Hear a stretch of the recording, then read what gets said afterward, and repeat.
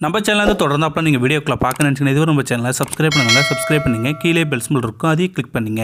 சரி வாங்க நம்ம வீடியோக்குள்ளே போகலாம். வணக்கம் நண்பர்களே. சமீபத்தில் 100 வயது முதியவர் ஒருவர் தனது பேர குழந்தையின் கல்விக்காக தள்ளுவண்டியில் காய்கறி விற்பனை செய்யும் வீடியோ வைரலான நிலையில் அந்த முதியோருக்கு பல்வேறு உதவிகள் குவிந்து உள்ளது.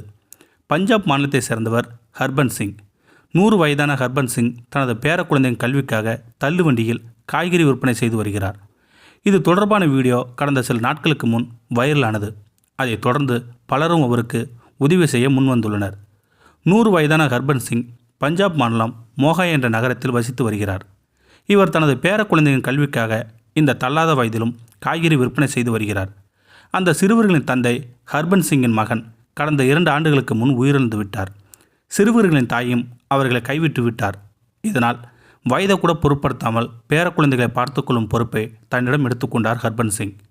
கடந்த சில நாட்களுக்கு முன் இவர் 200 கிலோ எடையுள்ள காய்கறிகளை தள்ளுவண்டியில் போட்டு இழுத்து செல்லும் வீடியோ அனைவரது இதயத்தையும் உலுக்க செய்தது.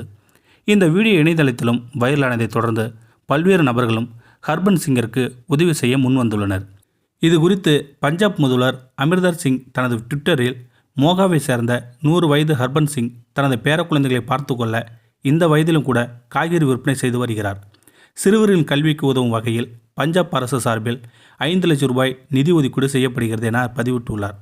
ஊடகங்களிலும் இந்த முதியவர் குறித்த செய்திகள் வெளியான உடனேயே மோகா மாவட்ட நிர்வாகம் அவரை தொடர்பு கொண்டு தேவையான உதவிகளை செய்வதாக உறுதியளித்துள்ளது. மேலும் பல தன்னார்வ அமைப்புகளும் கூட இப்போது ஹர்பன் சிங்கிற்கு உதவி செய்ய முன்வந்துள்ளன. கல்சயா 8 என்ற தன்னார்வ அமைப்புகளும் அவருக்கு வாழ்நாள் முழுவதும் பென்ஷன் வழங்குவதாக அறிவித்துள்ளது. ஹர்பன் சிங் இன்றைய பாகிஸ்தானின் லாகூர் அருகிலுள்ள கிராமம் ஒன்றில் பிறந்தவர். பிரிவினையின் போது தனது 27வது வயதில் இந்தியாவுக்கு குடிபெயர்ந்ததாக அவர் தெரிவித்துள்ளார்.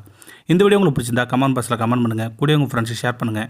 இதுவரை நம்ம சேனலை சப்ஸ்கிரைப் பண்ணுங்கள். கீழே பெல் சிம்பிள் இருக்கும் அதையும் கிளிக் பண்ணிங்க. தேங்க்யூ ஃபார் வாட்சிங்.